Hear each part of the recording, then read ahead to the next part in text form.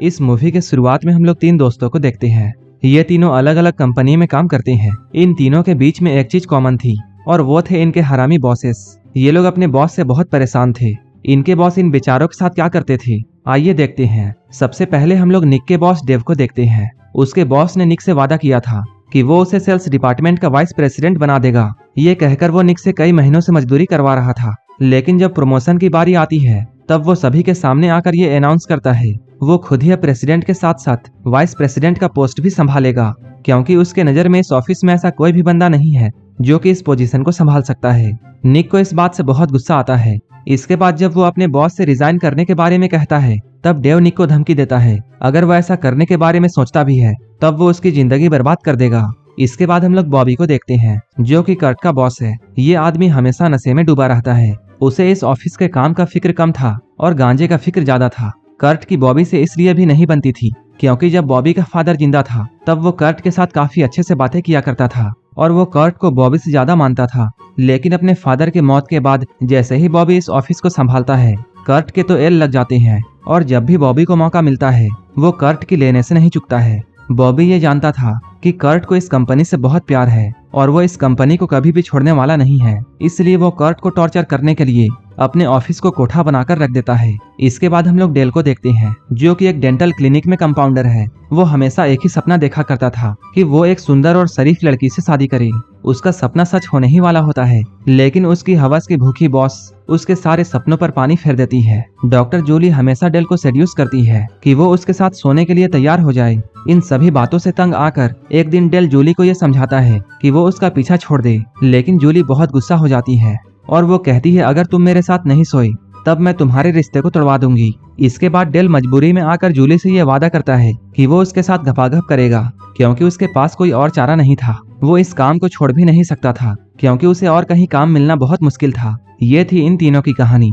ये तीनों परेशान होकर पीने के लिए बैठ जाते हैं। अब ये लोग अपने अपने बॉस का काम तमाम करने की सोचते हैं। इसके बाद डेल एक हिटमैन को हायर करता है। अब हिटमैन इनके पास आ चुका है। ये तीनों उसे अपने कमरे में लाते हैं और जल्दी से दरवाजे को बंद करते हैं ताकि किसी की नजर इन पर ना पड़े। लेकिन हिटमैन को हायर करने के वक्त डेल से एक बहुत बड़ी गलती हो गई थी। उसने एक हिटमैन को नहीं बल्कि एक प्लेबॉय को यहाँ बुलाया था। ये लोग जब इस आदमी को हायर कर रहे थे तब इन तीनों ने डिस्क्रिप्शन को अच्छे से नहीं पढ़ा था। वहाँ ये लिखा था ये इंसान पैसे लेकर आदमियों की बजाता है। अब इन तीनों के पास कोई भी चारा नहीं था। अब या तो ये लोग पैसे देते या फिर अपनी इज्जत। इसके बाद ये लोग पैसे देकर वहाँ से अपना पिछवाड़ा बचाकर भाग जाते हैं। इसके बाद ये लोग जाते हुए दूसरा प्लान बनाते हैं। ये लोग नेविगेशन ऑन करके टपोरियो के इलाके में जाते हैं क्योंकि ये तीनों बहुत शरीफ थे। यहाँ पहुँचते ही यहाँ के आदमियों को देखकर इन तीनों की बोलती बंद हो जाती है, लेकिन इनकी किस्मत बहुत अच्छी थी। तभी यहाँ का सबसे खतरनाक आदमी इनके पास आता है जिसका नाम MC जॉन्स था। जॉन्स की बातों को सुनकर इन लोगों को यकीन हो जाता है कि जॉन्स इनका काम कर सकता है। लेकिन जब अगली मीटिंग में जब ये लोग उसे पैसे देने के लिए जाते हैं तब जॉन भी इनके साथ धोखा कर देता है। वो कहता है वो इस मर्डर को खुद नहीं करने वाला है, लेकिन वो इन लोगों को बताएगा कि मर्डर कैसे किया जाता है, क्योंकि वो अभी अभी जेल से आया है और वो फिर से जेल नहीं जाना चाहता है। जॉन की बातों को सुनकर इन लोगों को बहुत गुस्सा आता है, लेकिन इनके पास कोई चारा नहीं था। इसलिए वो लोग जॉन से रिक्वेस्ट करते हैं अगर उन लोगों ने अपने बॉस को मारा तब बॉस के साथ साथ आसपास के लोग भी उन्हें पहचान जाएंगे, और क्योंकि इन लोगों की बॉस के साथ नहीं बनती है इसलिए पहला शक इन्हीं लोगों पर जाएगा।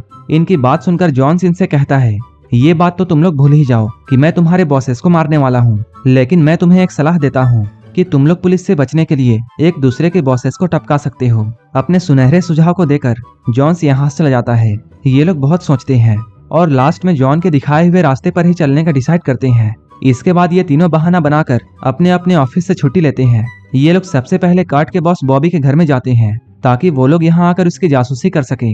इन तीनों से एक गलती हो जाती है। जब ये लोग बॉबी के बेडरूम में जाते हैं तब डेल और निक से ड्रग्स का पैकेट गिर जाता है जिसमें बहुत सारा ड्रग्स था। इसे साफ करते हुए डेल बहुत सारा ड्रग्स सूंघ लेता है, जिसके बाद वो एक अलग ही दुनिया में पहुंच जाता है। अब ये लोग जल्दी से इस जगह को साफ करके यहाँ से निकलते हैं। अब ये लोग यहाँ से डेव के घर में जाने के लिए निकलते हैं जो कि निक का बॉस था। तभी रास्ते में कर्ट निक को बॉबी का फोन देता है और कहता है इसे अच्छे से संभाल कर रखना ताकि ये लोग बाद में बॉबी की फोन से और भी इंफॉर्मेशन निकाल सके। अब ये लोग डेव के घर में पहुंच चुके हैं। यहाँ पहुंचकर निक और कर्ल डेल को कार में ही रुककर बाहर नजर रखने के लिए कहते हैं क्योंकि वो अभी बहुत ज्यादा नशे में था। जैसे ही ये लोग अंदर जाते हैं, थोड़ी ही देर में डेव जॉगिंग करके अपने घर में आता है। तभी डेव रास्ते पर सैंडविच का पैकेट फेंका हुआ देखता है, जो कि डेल ने खाकर फेंका था। इस बात को लेकर इन दोनों में बहस शुरू हो जाती है। तभी डेव जमीन पर गिरकर जोर जोर से फड़फड़ाने लगता है, क्योंकि डेल के सैंडविच में पीनट था और डेव को पीनट से एलर्जी थी।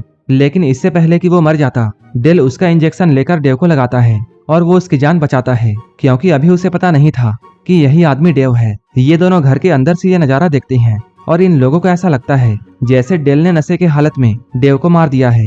ये लोग जल्दबाजी में यहाँ से भागते हैं, लेकिन तभी निक से यहाँ बॉबी का फोन गिर जाता है।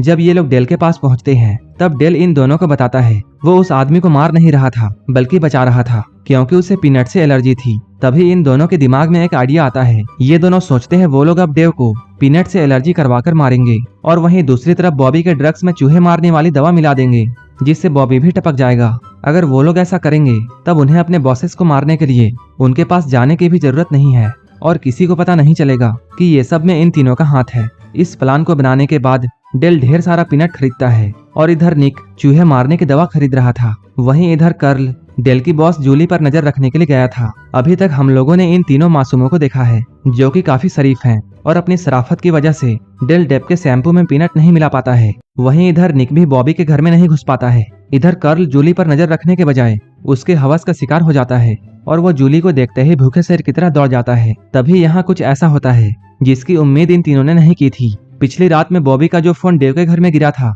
वो डेव को मिल जाता है। बॉबी की फोटो को देखकर उसे ऐसा लगता है जैसे उसकी बीवी का चक्कर इसके साथ चल रहा है। इसके बाद डेव बॉबी के घर का एड्रेस निकालकर उसके घर में जाता है और वहां जाकर सीधे उसे गोली मार देता है। ये सारा नजारा बाहर से निक देखता है। इसके बाद वो तुरंत यहाँ से भागता है। वो इतना डर गया था कि वो बहुत तेज गाड़ी को चलाता है, जिसकी वजह से पुलिस उसे पकड़ लेती है। अब पुलिस धीरे धीरे इन तीनों को पकड़ती है, क्योंकि पुलिस को ऐसा लग रहा था कि बॉबी के मर्डर में इन तीनों का ही हाथ है, लेकिन इनके खिलाफ कोई भी सबूत नहीं था, जिसकी वजह से ये तीनों अभी बच जाते हैं। जब ये लोग यहाँ से निकल रहे थे, तभी एक पुलिस वाला इनके पास आकर ये कहता है, अगर तुम ही लोगों ने मर्डर किया है तब तुम लोग नहीं बच पाओगे, क्योंकि पुलिस जल्द ही बॉबी के घर का डीएनए टेस्ट करवाने वाली है। इस पुलिस वाले की बात सुनकर ये लोग बहुत डर जाते हैं। अब ये लोग याद करने की कोशिश करते हैं कि कहीं इन लोगों ने वहाँ कोई सबूत तो नहीं छोड़ दिया है। जब निक और डेल को ये कंफर्म हो जाता है कि उन्होंने वहाँ कोई सबूत नहीं छोड़ा है, लेकिन तभी कर्ल इन लोगों को बताता है वो जब बॉबी के बाथरूम में गया था, तब उसने बॉबी के सारे ब्रश को उठाकर अपने पिछवाड़े पर रगड़ दिया था। अब ये लोग फिर से फंसने वाले थे, इसलिए ये लोग एक्सपर्ट एडवाइस लेते हैं और फिर से पहुंच जाते हैं एमसी जॉन्स के पास। लेकिन यहाँ आकर इन्हें एक और झटका लगता है, जब ये लोग जानते हैं जॉन्स कोई हैवी क्रिमिनल नहीं है, वो तो सिनेमा हॉल में फिल्मों को रिकॉर्ड करके बेचने वाला चिंदी चोर है और इसी जुर्म में वो जेल भी गया था और उसके इसी कारनामों को देखते हुए लोग उसे एमसी कहते थे। उसके सच्चाई जानने के बाद ये लोग उसे खूब सारी गालियां देते हैं। वो इनकी गालियों से काफी मोटिवेट होता है। इसके बाद वो फिर से एक सुनहरा सुझाव देता है। वो कहता है अगर वो लोग किसी तरह डेव से ये कबूल करवा ले कि उसी ने बॉबी का मर्डर किया है, तब ये लोग बच सकते हैं। जॉन्स की ये एडवाइस इन लोगों को काम की लगती है। अब ये लोग एक रिकॉर्डर लेकर डेव के घर में पहुंचते हैं, लेकिन यहाँ आकर ये लोग देखते हैं यहाँ तो पार्टी चल रही है, लेकिन ये लोग हिम्मत करके डेव से अकेले में मिलते हैं और ये लोग उसके पास आकर कहते हैं उन्होंने उसे बॉबी का खून करते हुए देखा है। निक की इन बातों को सुनकर डेव को बहुत गुस्सा आता है। वो तो पहले से ही निक से नफरत करता था। उसे इतना गुस्सा आता है कि वो सब कुछ डिटेल में बकता है। वो कहता है हाँ उसी ने बॉबी को मारा है। डेव की इन बातों को सुनकर वो लोग बहुत खुश थे, लेकिन जब ये लोग पीछे देखते हैं तब ये लोग पाते हैं कर्ल यहाँ नहीं है और वही तो इसकी बातों को रिकॉर्ड करने वाला था। जब ये लोग कर्ल के पास में जाते हैं, तब ये लोग देखते हैं कर्ल फिर से भाग गया था और इस बार वो डेव की बीबी की ही ले रहा था। उसकी लेने के चक्कर में वो अपना मिशन भूल गया था। इसके बाद ये तीनों अपनी जान बचाकर यहाँ से भागते हैं, लेकिन डेव एक नंबर का शातिर इंसान था। वो इन तीनों का पीछा करता है और एक जगह पर जाकर इन्हें पकड़ लेता है। इसके बाद वो इन तीनों को गन पॉइंट पर लेकर पुलिस को कॉल करता है और पुलिस के आने से पहले अपने पैरों पर गोली मारकर उस गन को डेल की तरफ फेंकता है। डेल गलती से उस गन को कैच कर लेता है। डेव कहता है अब वो इन तीनों को फंसा देगा। वो पुलिस से झूठ कहेगा कि इन तीनों ने ही बॉबी को मारा है। जब वो उन्हें रोकने के लिए आया, तब इन तीनों ने उसके पैर में भी गोली मार दी। पुलिस जैसे ही यहाँ आती है, वो जोर जोर से पुलिस को अपनी स्टोरी बताता है। जैसे ही पुलिस इन लोगों को अरेस्ट करने वाली थी, तभी कर्ल के कार का जो मैप गाइड था, उस सिस्टम ने डेव के सारी बातों को रिकॉर्ड कर लिया था, क्योंकि गाइड कंपनी वाले सेफ्टी के लिए कार में सारी बातों को रिकॉर्ड करते थे। वो पुलिस के सामने डेव की सारी कही हुई बातों को प्ले करता है। इसके बाद पुलिस के सामने डेव की हकीकत खुल जाती है और ये लोग बच जाते हैं। तब निक को उसके कंपनी का सेल्स प्रेसिडेंट बना दिया जाता है। बॉबी के मरने के बाद कार्ल को उसकी नौकरी और पोस्ट मिल जाती है। और आखिर में हम लोग डेल को देखते हैं। यहाँ डेल जूली को सबक सिखाने के लिए उसके सामने ऐसी एक्टिंग करता है जैसे कि वो उसका हो चुका है। तभी हम लोग MC जॉन्स को देखते हैं जो कि जूली की सारी हरकतों को रिकॉर्ड कर लेता है। इसके बाद डेल उसे धमकी देकर उसे शराफत से रहने के लिए कहता है। इन तीनों की अजीब सी स्टोरी की हैप्पी एंडिंग के साथ ये मूवी यहीं पर खत्म हो जाती है। ऐसे ही मूवीज के लिए आप हमें टेलीग्राम और इंस्टाग्राम पर फॉलो कर लेना, जिसका लिंक डिस्क्रिप्शन में दिया हुआ है। और मूवी के बाकी डिटेल्स के लिए आप डिस्क्रिप्शन चेक कर सकते हैं। अगर आपको ये मूवी अच्छी लगी हो तब एक लाइक जरूर कर देना और ऐसे ही वीडियोस के लिए मेरे चैनल को जरूर सब्सक्राइब कर लेना। तो मिलते हैं हमारे नेक्स्ट वीडियो में।